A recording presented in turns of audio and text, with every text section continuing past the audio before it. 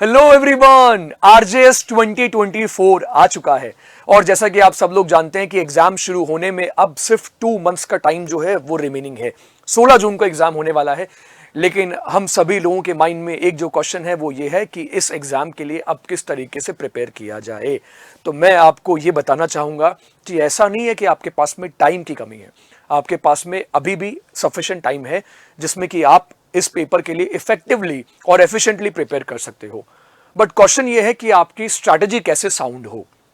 ये जो पूरा का पूरा वीडियो है, क्या पढ़ें कितना पढ़ें, ये वीडियो मैं सिर्फ इसी पर्पस के लिए बना रहा हूं सो दैट कि आप आज बैठकर अगले 2 मंथ्स का एक प्रॉपर प्लान बना सको और प्रॉपर प्लान बनाकर आप अपनी प्रिपरेशन को इस तरीके से इंप्लीमेंट कीजिए ताकि उसके रिजल्ट्स जो हो वो फिर सेटिस्फाइंग हो। क्योंकि देखिए, स्ट्रैटेजी बनाने से ज्यादा इंपॉर्टेंट होता है स्ट्रैटेजी का एग्जीक्यूशन।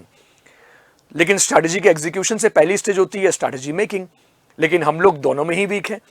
तो मैंने बहुत सारे ऐसे स्टूडेंट्स को देखा है जो अपनी एक स्ट्रैटेजी फ्रेम नहीं कर पाते, तो पहले स्ट्रैटेजी फ्रेम भी करनी होगी और फिर उसका प्रॉपर एग्जीक्यूशन भी करना होगा। तो strategy execution and strategy preparation के लिए मैं आप लोगों के लिए आज इस वीडियो में बहुत कुछ बताने वाला हूं। जैसे कि सबसे पहले अगर आप इस स्लाइड को देखेंगे तो इस स्लाइड में आपको क्या दिख रहा है कि सारे सब्जेक्ट्स आपको आरजेएस के दिख रहे हैं, मेजर लॉज और माइनर लॉस। तो यहां जैसे कि सिविल, क्रिमिनल है, सीपीसी कॉन्स्टिट्यूशन है, सीआरपीसी, आईपीसी, एविडेंस, इन सारे सब्जेक्ट्स को मैंने इस तरीके से कैटेगराइज किया है। और मैं ये चाहता हूं कि आप भी आज इस सिलेबस को अपने सामने रखिए, इस सिलेबस को पूरा अपने सामने रखो और सिलेबस को देखिए। सबसे पहले you need to understand your syllabus, क्योंकि जब तक आप सिलेबस की अंडरस्टैंडिंग नहीं बनाओगे ना, तब तक आप एक इफेक्टिव स्ट्रैटेजी ना तो प्लान कर पाओगे और ना ही उसको इंप्लीमेंट कर पाओगे। और मैंने इसीलिए इन सब्जेक्ट्स को मेजर, माइनर, सिविल, क्रिमिनल इस तरीके से डिवाइड किया है ताकि आप लोग भी इनको डिवाइड करो। और डिवाइड करने के बाद आपको पता क्या करना है, इनको डिवाइड करने के बाद आपको इन सब्जेक्ट्स को कैटेगराइज करना है। कैटेगराइज किस तरीके से करना है जिसके बारे में मैं बात कर रहा हूं कि सबसे पहले आप लोगों को एक एबीसी एनालिसिस करना है। एबीसी एनालिसिस, अगर आप लोग सोच रहे हो कि ये एबीसी एनालिसिस क्या है, तो अभी मैं इस एनालिसिस के बारे में आप लोगों को पूरा बता देता हूं और पूरी इसकी एक्सप्लेनेशन देता हूं। तो इस एनालिसिस को नाम दिया है मैंने एबीसी एनालिसिस, जो आपको अगले 2 मंथ्स प्लान करने में काफी हेल्प करेगा। सबसे पहले एबीसी का यहां मेरा मतलब यह है कि वो सब्जेक्ट, यहां पे मैं एग्जाम्पल के लिए कुछ सब्जेक्ट्स के नाम लिखूंगा, ये सिर्फ एग्जाम्पल पर्पस के लिए है, ये आप सब लोगों के लिए सब्जेक्ट्स अलग अलग हो सकते हैं। लेट्स से कि अगर आपको ये लगता है कि एक कैटेगरी में आप वो सब्जेक्ट रखेंगे जो सब्जेक्ट में आपकी प्रिपरेशन काफी अच्छी है, आपकी काफी अच्छी कमांड है। फॉर एग्जांपल यहां पे मैंने लिख दिया इंडियन पीनल कोड। आपको लगता है कि आप आईपीसी में आपकी प्रिपरेशन बहुत अच्छी है, लेकिन आपको लगता है कि आपको इंडियन एविडेंस एक्ट जो है वो आपने बिल्कुल भी नहीं पढ़ा है और सीआरपीसी में आपकी प्रिपरेशन जो है वो एवरेज है। तो ये आपने 3 सब्जेक्ट्स को क्या कर दिया, 3 सब्जेक्ट्स को कैटेगराइज कर दिया। हालांकि इस एनालिसिस में मैंने जो एग्जांपल लिया है, इस एग्जांपल में मैंने 3 मेजर सब्जेक्ट्स ले लिए हैं, लेकिन ये सिर्फ आपको एग्जांपल के लिए है, आपको समझाने के लिए मैं बता रहा हूं कि अब आपको अपनी प्रिपरेशन का टाइम कैसे अलॉट करना है। तो अब आपने 3 सब्जेक्ट्स ले लिए हैं, अब बात करते हैं इसके टाइमिंग की कि आपको कितना टाइम एक सब्जेक्ट के ऊपर अलॉट करना है।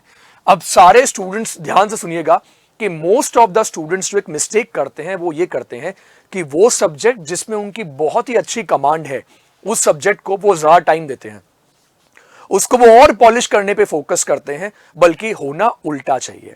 तो अब देखिए कि अगर मैं यहां पे टाइम की बात करूं, तो जैसे कि इंडियन एविडेंस एक्ट में आपको लगता है कि आपकी कमांड जो है वो थोड़ी कम है, नॉलेज अच्छी नहीं है इंडियन एविडेंस एक्ट की, तो मैं बोलूंगा कि उसको अब टाइमिंग के मामले में उसको वही कैटेगरी में रखिए, राइट। आईपीसी में आपकी बहुत अच्छी कमांड है तो अपना टाइम में उसको सी कैटेगरी में रखिएगा, और सीआरपीसी में आपका जो भी टाइम आप ऑलरेडी दे रहे थे उतना टाइम आप दे सकते हो, उतना टाइम आप वहां पे दे सकते हो जितना आपको एवरेज लगता है कि जितना एवरेज वहां पे सफिशिएंट रहेगा। तो अब कहने का मतलब मेरा यह है कि मान लीजिए कि आपको एविडेंस में टाइम ज्यादा देना है, तो आप अपने जो भी आपका पढ़ने का भी टाइम है, जो भी आप 8, 10, 12 घंटे, 12 आवर्स, 14 आवर्स, जितना भी टाइम पढ़ने के लिए डिवोट कर रहे हो, जितना टाइम आप सेल्फ स्टडी के लिए डिवोट कर रहे हो, उसमें मैं आपको ये बोलूंगा कि इस तरीके से टाइमिंग को आप इस तरीके से कैटेगराइज करना कि आपको वो सब्जेक्ट जो सबसे ज्यादा वीक है आपका, उसमें आपको मैक्सिमम टाइम देना है, और वो सब्जेक्ट जो आपका सबसे अच्छा है उसकी सिर्फ प्रैक्टिस के ऊपर आपको क्या करना है, प्रैक्टिस के ऊपर फोकस करना है। दूसरा, मैं यहां पे आप लोगों को जो एक टेक्निक बताऊंगा, वो टेक्निक है कॉम्बो। कॉम्बो मेथड को आपको फॉलो करना है। और कॉम्बो मेथड क्या फॉलो करना है कि एक आप मेजर लो और एक माइनर करो। एक सब्जेक्ट आपका मेजर होना चाहिए और एक मेजर के साथ में एक माइनर सब्जेक्ट आपको कवर करना है। यहां पे आप क्या कर सकते हो, फॉर एन एग्जांपल एक कॉम्बिनेशन बनाते हैं कि आप सीपीसी के साथ में किसको कर लो, आप नेगोशिएबल इंस्ट्रूमेंट को करो। अब एक क्रिमिनल माइनर आ गया और एक सिविल का मेजर आ गया, एक क्रिमिनल माइनर और एक सिविल का मेजर। ऐसा मैंने क्यों कहा करने के लिए, इसका लॉजिक मैं आपको बताता हूं। जब आप दो अलग अलग सब्जेक्ट्स को पढ़ते हो जो साथ में, जो आपस में रिलेटेड नहीं है, इससे क्या होता है, हमारा ब्रेन जो है ना वो ज्यादा एक्टिव रहेगा और ज्यादा एक्टिवली फंक्शन करेगा। लेकिन जब हम एक ही जैसे टॉपिक को बार बार सारा दिन पढ़ते हैं तो उसको रिटेन करना हमारे लिए मुश्किल हो जाता है। तो ये सजेशन मेरा आप सब लोग प्लीज फॉलो करना कि आप एक मेजर्स करो और एक मेजर के साथ में एक माइनर करो। इससे आपको फायदा क्या होगा, इससे बेसिकली हम बोलते हैं एक होलिस्टिक अप्रोच आपकी डेवलप हो रही है। इससे आपके सिलेबस की कवरेज कंप्लीट होगी। आप मेजर को भी इंपॉर्टेंस दे रहे हो और साथ में माइनर को भी इंपॉर्टेंस दे रहे हो। अब इनको कवर करने के लिए सबसे पहला जो इंपॉर्टेंट पार्ट है वो मैं आप लोगों को बोलूंगा कि आप इसको बैराक्ट से कवर करो। आप इसको सबसे पहले बैराक्ट से कवर करना है। बैराक्ट से कवर करने के बाद में if you have any notes, अगर कोई नोट्स हैं आपके तो आप उससे इसको रिवाइज करो। और थर्ड स्टेप यहां पे जो होना चाहिए दैट इज एमसीक्यू। ये पूरा, ये तीन तरीके से एक सब्जेक्ट को, एक या दो सब्जेक्ट, जितने भी सब्जेक्ट आप लोग साथ में कर रहे हैं उसके लिए आपको फॉलो करना चाहिए। पहले आप बैराक्ट रीड करेंगे, उसके बाद में जो भी आपने नोट्स बनाए उसको रेफर करना है, and third step is MCQ. Market में बहुत सारी ऐसी बुक्स अवेलेबल हैं जो कि चैप्टर वाइज एमसीक्यूज के ऊपर हैं, तो आप लोग चैप्टर वाइज एमसीक्यू बुक्स जो हैं वो रेफर कर सकते हो। इससे आपको ट्रिपल बेनिफिट होगा। ये आपका 3 टाइम्स का रिवीजन हुआ।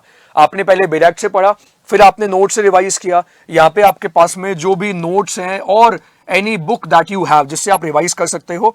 और लास्ट में मैं आप लोगों को बोलूंगा कि आप लोगों को एमसीक्यूज कि जब प्रैक्टिस कर लोगे ना तो आपके कॉन्सेप्ट का रिवीजन जो है वो इमीडिएट इफेक्ट से हो जाएगा। ये बहुत इंपॉर्टेंट टिप्स हैं जो आप लोगों को फॉलो करनी चाहिए। और एक इंपॉर्टेंट बात यहां पे ये भी कह देता हूं कि प्लीज माइनर को इग्नोर मत करना, क्योंकि बहुत से लोग माइनर को इग्नोर कर देते हैं। और स्पेशली ये बोलूंगा कि रेंट कंट्रोल को बिल्कुल इग्नोर मत करना, वो भी उसको ध्यान से पढ़ के जाना, क्योंकि ये आरजेएस का एग्जाम है, यहां पे सेलेक्टिव स्टडी नहीं चलेगी। सबसे पहला इंपॉर्टेंट बात मैं आपको यही बता देना चाहता हूं, यहाँ पे सेलेक्टिव स्टडी नहीं चलेगी, यहाँ पे कंप्लीट स्टडी होनी चाहिए। कोशिश करो मैक्सिमम कवरेज लेने की, मैक्सिमम सब्जेक्ट्स की कवरेज की कोशिश यहाँ पे आपकी होनी ही होनी चाहिए, वो आपको काफी हेल्प करने वाली है। ऑलराइट, बाकी मैं आप लोगों को बता देना चाहता हूं कि उत्कर्ष पे अभी चल रहा है रामनवमी के पावन पर्व पर उत्कर्ष ऐप पर सभी ऑनलाइन कोर्सेज पर मिल रहा है 40% का एडिशनल डिस्काउंट। और ये जो 40% का जो एडिशनल डिस्काउंट है ये सिर्फ 17 और 18 अप्रैल तक है। तो डिस्काउंट लेने के लिए आपको क्या करना है, बेसिकली उत्कर्ष की आपको डाउनलोड करना है और डाउनलोड करके आपको ये कूपन कोड अप्लाई करना है श्रीराम। तो श्रीराम ये कूपन कोड है, ये अगर आप अप्लाई कर देंगे तो उत्कर्ष पे चल रहे सारे कोर्सेज पे आपको 40% का डिस्काउंट जो है, अप टू 40% का आपको यहाँ पे क्या मिल सकता है, अप टू 40% का यहाँ पे आपको डिस्काउंट जो है वो मिल सकता है। इसके लिए सिंपली आपको क्या करना है, इस वीडियो के डिस्क्रिप्शन में उत्कर्ष की आपका लिंक मिल जाएगा, उससे आप डाउनलोड कर सकते हो। खैर, तो ये तो हमने बात करी उत्कर्ष के डिस्काउंट ऑफर के बारे में, लेकिन अभी हम आगे चलते हैं। और आगे चलते हुए एक एनालिसिस जो हमें करना चाहिए वो ये है कि अलग अलग सब्जेक्ट्स के ऊपर से पिछले 2 अटेम्प्ट में कितने कितने क्वेश्चंस आए हैं, एक बार इनकी भी बात कर ली जाए। ये बेसिकली एक आई ओपनर चार्ट है जो यहां पे मैं आपको दिखा रहा हूं, और ध्यान रखिएगा कि यहां पे मैंने सिर्फ आरजीएस के पिछले 2 अटेम्प्ट्स को कवर किया है, क्योंकि आप लोगों को पता है कि उसके पहले सिलेबस डिफरेंट था और सिलेबस आरजीएस का चेंज हुआ था। इसलिए मैंने स्पेसिफिकली यहां पे आरजीएस के प्रीवियस 2 अटेम्प्ट में अलग अलग सब्जेक्ट से कितने क्वेश्चंस आए हैं उनके ऊपर हम लोग बात कर लेते हैं, ताकि आप लोगों को भी आइडिया लगे कि आप लोगों को अपनी प्रिपरेशन में सब्जेक्ट्स के ऊपर फोकस करने की जरूरत क्यों है, आपको अपने टाइमिंग किस तरीके से डिवाइड करना ये आपको समझ में आए। देखो, जैसे कि यहाँ पे आप देख रहे हो इस चार्ट में, जैसा आपको दिख रहा है कि 2021 में एसआरए के ऊपर सिर्फ 3 एमसीक्यूज आए थे और 2018 में एसआरए के ऊपर सिर्फ 1 क्वेश्चन था। इंटरप्रिटेशन के ऊपर 3 क्वेश्चंस और 2018 में सिर्फ 2 क्वेश्चंस थे।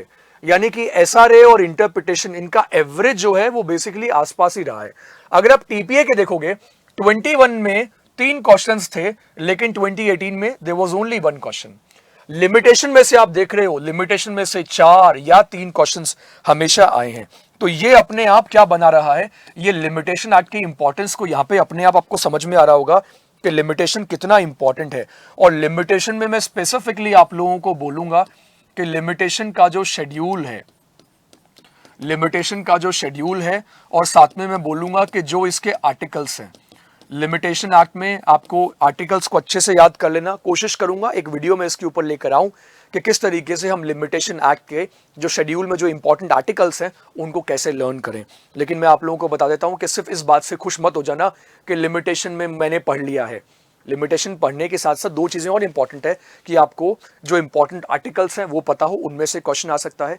दूसरी बात जो बहुत इंपॉर्टेंट है लिमिटेशन में, कौन सा सेक्शन सूट के ऊपर एप्लीकेबल होता है, कौन सा सेक्शन एप्लीकेशन के ऊपर लग सकता है, और कौन सा सेक्शन अपील के केस में एप्लीकेबल होता है।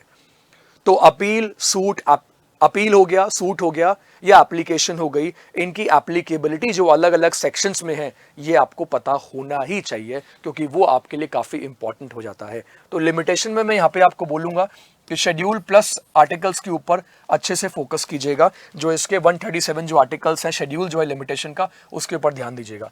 अगर आप यहाँ पे रेंट कंट्रोल को भी देखोगे ना, तो रेंट कंट्रोल के ऊपर हर बार, यानी कि लास्ट 2 अटेम्प्ट में 4-4 क्वेश्चंस आए हैं, जो रेंट कंट्रोल को अपने आप में एक इंपॉर्टेंट सब्जेक्ट बना रहा है। अब आप कॉन्ट्रैक्ट के देखिए, कॉन्ट्रैक्ट के 4-4 क्वेश्चंस, तो अपने आप इन सब्जेक्ट्स की प्रायोरिटी आपको समझ में आ रही है कि ये सब्जेक्ट्स कितने इंपॉर्टेंट है। आप सीपीसी के देखिए, सीपीसी के 5 क्वेश्चन और 9 क्वेश्चंस। अब सीपीसी आप लोगों को पता ही है कि जब आप आरजीएस बन जाओगे तब भी आपके कितना काम आने वाला है, तो सीपीसी हमें बिल्कुल भी इग्नोर नहीं करना। सीपीसी के लिए मैं एक इंपॉर्टेंट बात आप लोगों को बताऊंगा कि प्लीज डोंट इग्नोर, आप इग्नोर मत करो, ठीक है। Don't ignore orders and rules. Her order का इंपॉर्टेंट रूल लर्न करने की कोशिश कीजिए, आइडेंटिफाई करो। मैं बहुत कोशिश कर रहा हूं स्टूडेंट्स को बताने की भी, अपने जो हमारा आरजीएस का टारगेट बैच चल रहा है उस टारगेट बैच में भी मैं स्टूडेंट्स को ये बात बता रहा हूं कि हर ऑर्डर में कौन कौन से इंपॉर्टेंट रूल्स है एटलीस्ट, क्योंकि वो इंपॉर्टेंट रूल्स अगर आपको याद रहेंगे तभी आप मेंस में उनको कोट कर पाओगे। ये मैं आपकी बात समझता हूं कि इतने सारे रूल्स याद रखना मुश्किल होता है, लेकिन सबसे पहले प्लीज आप लोग ऑर्डर नंबर लर्न करने की कोशिश करो। सारे ऑर्डर आपको लर्न होने चाहिए, और उसके बाद जितने ज्यादा आप रूल्स याद करोगे ना सीपीसी में आपको उतना ही बेनिफिट होगा। क्योंकि अगर आप नंबर ऑफ क्वेश्चंस देखोगे ना, so this is huge, this is huge. उसी तरीके से अगर आप एविडेंस को देखोगे, एविडेंस को देखोगे, लास्ट 2 अटेम्प्ट में 6 क्वेश्चंस, 11 क्वेश्चंस। तो यहां अगर आप लिमिटेशन से अगर हम शुरू करें तो limitation, rent control, contract, CPC, evidence, इतना सिग्निफिकेंट रोल प्ले किया है इन्होंने आरजीएस के लास्ट 2 अटेम्प्ट में, और ये इनको बहुत ज्यादा इंपॉर्टेंट सब्जेक्ट बना देता है, इसलिए मैं इसको यहां पे रेड मार्क कर रहा हूं। उसी तरीके से अगर मैं बात करूं, देखिए कॉन्स्टिट्यूशन की मैं बात करूं, कॉन्स्टिट्यूशन में से 5 क्वेश्चंस, कॉन्स्टिट्यूशन में से 8 क्वेश्चंस। अगेन कॉन्स्टिट्यूशन यहां पे कितना इंपॉर्टेंट है। अब देखिए आईपीसी देखिए, और आप देखिए आईपीसी में से 9 क्वेश्चन और 5 क्वेश्चन। तो हमारे पास अगर आप यहां पे देखोगे तो आपके पास टॉप सब्जेक्ट्स कौन कौन से निकल कर आए हैं, लिमिटेशन, रेंट कंट्रोल, कॉन्ट्रैक्ट, 3, 2, 5, 3, 2, 5 और 6, 7, ये 7 सब्जेक्ट देखिए अभी तक ऐसे निकल कर आए हैं। एंड 8 सब्जेक्ट इज सीआरपीसी, जिसमें से मैक्सिमम क्वेश्चंस आए हैं। ये देखिए आप, सीआरपीसी में से लास्ट 2 अटेम्प्ट में मैक्सिमम क्वेश्चंस है। तो अगर आप इस एनालिसिस को देखोगे तो 8 सब्जेक्ट ऐसे निकल कर आए हैं जिनको हम बिल्कुल भी इग्नोर नहीं कर सकते। ये आई ओपनर वीडियो इसलिए बना रहा हूं ताकि अगर थोड़ा सा भी सिलेक्टिव होने का मन करे ना, तो इस वीडियो को याद कर लीजिएगा, इस वीडियो को, इस एनालिसिस को याद कर लीजिएगा कि ये सब्जेक्ट्स कितने ज्यादा इंपॉर्टेंट है। और अगर आप यहां पे एनआई का देखोगे 2 क्वेश्चन थे या 4 क्वेश्चन थे, प्रोबेशन का देखोगे आप, देवर 2 question and 1 question.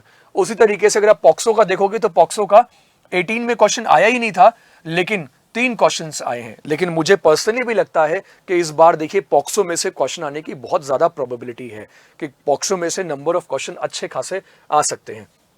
Indecent representation of women का देखोगे, देवर 4 क्वेश्चंस एंड 2 क्वेश्चंस। तो यहाँ पे जो एवरेज है वो कंपेरेटिवली बाकी सब्जेक्ट्स के मुकाबले कम हुआ है, और राइट, तो वो बाकी सब्जेक्ट्स के मुकाबले यहाँ पे क्या हुआ है, काफी कम हुआ है। सॉरी, जेजे का अगर आप यहाँ पे देखोगे तो जेजे में से 4 क्वेश्चंस थे और 2 क्वेश्चन थे। इनडिसेंट रिप्रेजेंटेशन में से सिर्फ 1 क्वेश्चन आया है।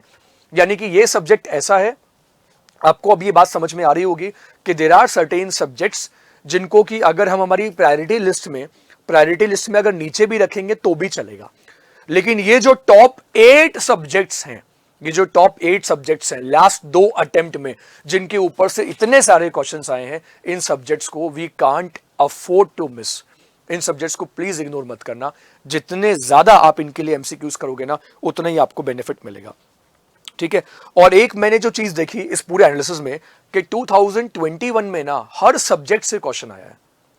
2021 के लास्ट अटेम्प्ट में पूरे सिलेबस में हर एक सब्जेक्ट से क्वेश्चन पूछा गया है, चाहे वो एक ही क्वेश्चन क्यों ना हो। ये इस बात को प्रूव करता है कि पूरा कंप्लीट सिलेबस का कवरेज कितना इंपॉर्टेंट होता है। 8 सब्जेक्ट्स हमारे निकल कर आ गए हैं। इन 8 सब्जेक्ट्स के साथ साथ में अब हमें ये भी समझ में आ गया है कि बाकी सब्जेक्ट्स को भी हमें टाइम देना है, लेकिन जो टॉप 8 है इनके ऊपर हमारी जो कमांड है वो काफी स्ट्रांग होनी चाहिए। एक जो और मैंने यहाँ पे एनालिसिस देखा, जो मैं आपको यहाँ पे बताना चाहूंगा, जो मैंने एक और एनालिसिस यहाँ पे देखा, वो मैंने ये देखा कि केस लॉस जो है ना वो कंपैरेटिवली अब रिड्यूस हुए हैं, बट दैट डजंट मीन कि इस बार केस लॉस नहीं आएंगे। तो ये सोच के मत जाना कि केस लॉस रिड्यूस हुए हैं तो नहीं आएंगे। हो सकता है कि इस बार केस लॉस से भी क्वेश्चंस पूछे जाएं, तो आपके पास एक केस लॉस का बैंक जो है वो आपका प्रिपेयर्ड होना चाहिए। और यहां अगर आप देखेंगे तो प्रिवेंशन ऑफ सेक्सुअल हरासमेंट से 2021 में सिर्फ एक क्वेश्चन था और डीवी से 2 क्वेश्चंस आए। पूरे सिलेबस का ये टेबल इसलिए दिखाई मैंने आपको, टेबल दिखाने का पर्पस यही था कि आप आइडेंटिफाई कर सको कि कौन से सब्जेक्ट को आपको ए कैटेगरी में रखना है, कौन से सब्जेक्ट को बी कैटेगरी में रखना है और कौन से सब्जेक्ट को आपको सी कैटेगरी में रखना है। तो ये सब समझने के लिए काफी इंपॉर्टेंट है। तो मैं आपको ये बात बता देना चाहूंगा कि लिमिटेशन एक्ट से, इसके साथ साथ डायरेक्ट क्वेश्चन जो बेर एक्ट से आने की काफी अच्छी पॉसिबिलिटी है। तो लिमिटेशन का बेर एक्ट जो है उसको बिल्कुल इग्नोर मत करना, और आपको पता है कि वो काफी इंपॉर्टेंट है। इसके साथ साथ मैं सीआरपीसी के लिए भी आप लोगों को बोलूंगा कि पूरा बेर एक्ट सीआरपीसी का रेफर करना, क्योंकि सीआरपीसी से भी डायरेक्ट क्वेश्चन आने की हमेशा पॉसिबिलिटी जो है वो बनी रहती है। स्पेसिफिक रिलीफ एक्ट से डायरेक्ट क्वेश्चन आ सकते हैं, तो एसआरए को भी आप बेर एक्ट से प्रॉपर्ली रीड कर लीजिएगा, वो आपको काफी हेल्प करेगा। लिमिटेशन में आप लोग क्या मिस्टेक करते हो ये मैंने बता दी है, उस मिस्टेक को आप पूरी तरीके से अवॉइड कीजिएगा, ये मिस्टेक आपको नहीं करनी है। और बाकी अगर आप लोगों को लगता है कि आपको अपनी सिलेबस की प्रिपरेशन के लिए 2 महीने में जो बचा हुआ टाइम आपके पास में है, आपको एक्सपर्ट गाइडेंस की जरूरत है, तो आप उत्कर्ष ऐप के ऊपर हमारा आरजेएस 2024 का जो कोर्स है आप इसको भी ज्वाइन कर सकते हो। इस आरजेएस के कोर्स में हम लोग हमारे टारगेट बैच पे, जो कि अभी जून एग्जाम के लिए है, उस पे वी आर ऑफरिंग 50% का एडिशनल डिस्काउंट हम लोग ऑफर कर रहे हैं। और अगर आप फाउंडेशन बैच ज्वाइन करना चाहते हैं तो फाउंडेशन बैच भी ज्वाइन कर सकते हैं। और इन सारे बैचेस में आपको मिलती हैं live as well as recorded classes, और इसके साथ साथ इन बैचेस में आपको मिलती हैं बेस्ट फैकल्टी से expert guidance all India test series, जिसमें आप ऐप के ऊपर सारे क्वेश्चंस की प्रैक्टिस कर सकते हो, और जितने भी नोट्स हमारे पीडीएफ के होते हैं वो भी आपको ऐप पे मिल जाते हैं अगर आप उत्कर्ष के हमारे किसी भी कोर्स में एनरोल करते हो। एनरोल करने के लिए बेसिकली आपको क्या करना है, इस वीडियो के डिस्क्रिप्शन में आपको उत्कर्ष की आपका लिंक मिलेगा, उस पर क्लिक करके आप ऐप को डाउनलोड कीजिएगा, और ऐप को डाउनलोड करके कोड अप्लाई करना RGS50। इस RGS50 कोड को अगर आप अप्लाई करोगे तो आपको 50% एडिशनल डिस्काउंट मिलेगा। लेकिन याद रहे, ये RGS50 का जो कोड है ये सिर्फ जुडिशरी कोर्सेज पे है, तो जुडिशरी कोर्सेज के लिए आप 50% एडिशनल डिस्काउंट इस कोड को यूज कर सकते हो। और बाकी अगर आप उत्कर्ष की ऐप के ऊपर और भी किसी कोर्स के लिए एनरोल करना चाहते हो तो आप ये रामनवमी ऑफर का बेनिफिट ले सकते हो, जिसमें कि आपको 40% का डिस्काउंट जो है वो उत्कर्ष के कोर्सेज के ऊपर मिल जाएगा। तो ये बेसिकली हमारा एक एनालिसिस वीडियो था, एक कोशिश थी मेरी आप लोगों को ये समझाने की कि अब आप लोगों को अपने सिलेबस को किस तरीके से प्लान करना है, अपनी प्रिपरेशन को किस तरीके से प्लान करना है। तो इसके लिए जो मैंने ये टेबल बनाई है, ये टेबल प्लीज़ आज आप लोग बनाइए, कोशिश कीजिए बनाकर कि कौन सा सब्जेक्ट आपका सबसे ज़्यादा स्ट्रॉन्ग है, कौन सा वीक है और कौन सा एवरेज है, और उसके अकॉर्डिंग अपना पूरा स्केड्यूल जो है वो प्लान कर लीजिए। जाते जाते मैं आप लोगों को एक लास्ट टिप और देना चाहूंगा, और वो टिप ये है कि प्लीज राइटिंग प्रैक्टिस के ऊपर फोकस कीजिए। डेली आप लोग एटलीस्ट 1 से 2 पेजेस लिखिए। ये आप किसी भी टॉपिक के ऊपर लिख सकते हो, चाहे वो एविडेंस हो, चाहे वो सीआरपीसी हो, टॉपिक कोई भी हो सकता है। लेकिन जब आप लिखोगे ना किसी भी टॉपिक के बारे में, तो पहला आपका उस टॉपिक का रिविजन होगा, लीगल कॉन्सेप्ट रिवाइज होगा, आप केस लॉ रिकॉल कर पाओगे, और तीसरा उससे आपकी जो राइटिंग एबिलिटी है जो आपको मेंस में हेल्प करेगी वो काफ़ी इंप्रूव होगी। सो आई रियली होप कि इस वीडियो से जो आपको एक डायरेक्शन देने की कोशिश की है मैंने, और जो आपको एक टेक्निक बताने की कोशिश की है, आप उस टेक्निक को ज़रूर इम्प्लीमेंट करेंगे, इसको ज़रूर फॉलो करेंगे। और बाकी अगर आपकी कोई भी क्वेरी है तो आप लोग कमेंट सेक्शन में कमेंट कर सकते हैं। जाते आते आप लोगों के लिए एक लास्ट सजेशन ये है कि मेक श्योर कि अगले 2 महीने आपकी हेल्थ पूरी तरीके से ठीक रहे, आप बिल्कुल हेल्दी रहें। इस तरीके से अपनी डाइट को भी प्लान कीजिए, एक्सरसाइज प्लान कीजिए, मेडिटेशन कीजिए, ताकि आप लोगों को एग्जाम प्रिपरेशन में किसी भी तरीके का स्ट्रेस ना हो और आपका जो रिजल्ट है वो रिजल्ट वही हो जो हम सब लोग चाहते हैं। तो आज के लिए, इस वीडियो के लिए इतना ही। मैं आप लोगों से मिलता हूं अपने अगले वीडियो में। Thank you so much, take care, bye bye.